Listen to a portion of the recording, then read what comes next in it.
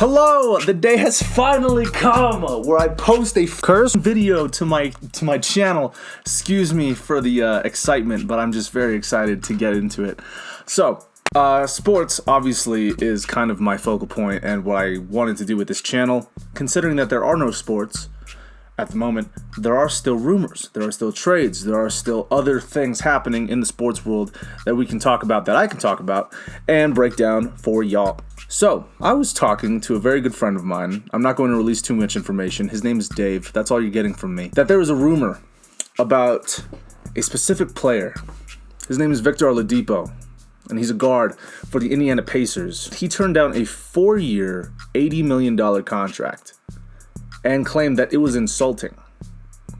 If I was offered a 4-year, $80 million contract and claim that it was insulting, I'm probably crazy.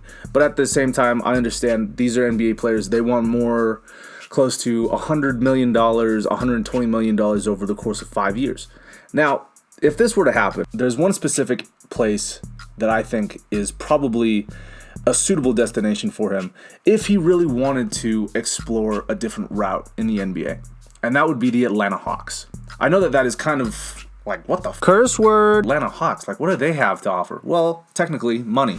A lot of it. According to a few sources, and also Forbes magazine, the Atlanta Hawks are one of 5 teams that have the most money to offer somebody for the next upcoming 2021 season. It's Atlanta, Charlotte, Detroit, Miami, and the Knicks. I'm just going to count the Knicks off because no one's going there anyway. Now, if there's a possibility that he goes to New York, I don't know why that would happen. Anyway, back to the video. There's a couple notes that I want to talk about in regard to Oladipo and why he could make this team better and why it might possibly be a good fit for them to actually become a playoff team. Victor Oladipo is probably one of the best two-way guards in the NBA. He can play either point guard or shooting guard. He can defend or play offense. He's a total package. He can pass the ball. He can score it in multiple ways. And the stats don't show it all, but the guy is really good at being able to pass and get other people involved. He's an ISO type player, so he's able to kick it out if he needs to, dribble, shoot, step back, pass back out to the wing, into the post, go into the post.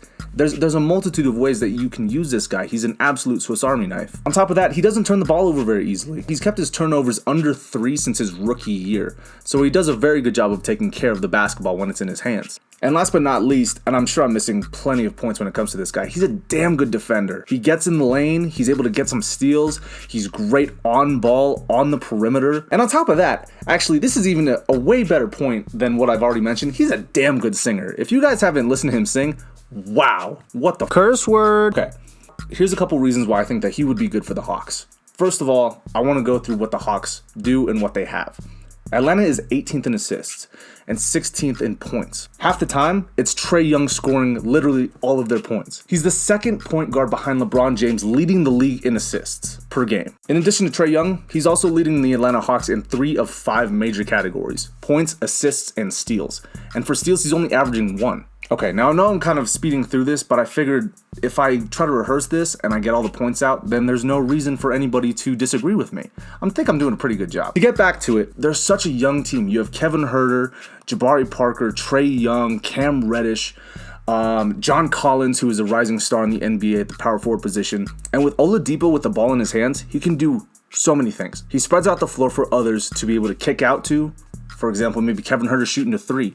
Maybe getting it into John Collins for an alley-oop jam. Or he can clear out the floor for himself and take the shot himself. He has that initiative and a very independent drive for a player of his caliber. With Oladipo on the team, it allows Young to take a step back, to not carry such a heavy load offensively. And as I stated before, Trae Young is averaging 29 points a game with a team that is 16th in points.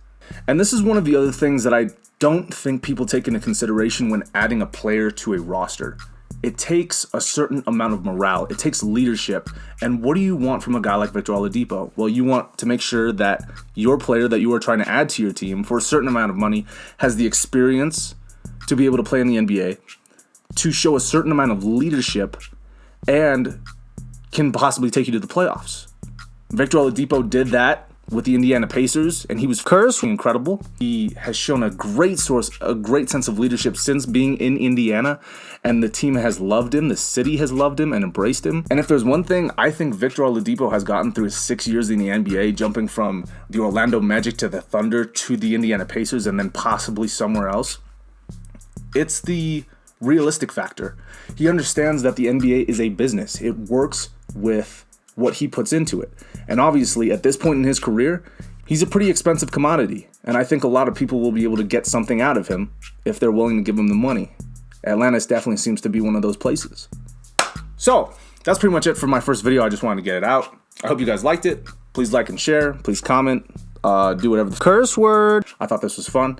And I will see you guys in the next one.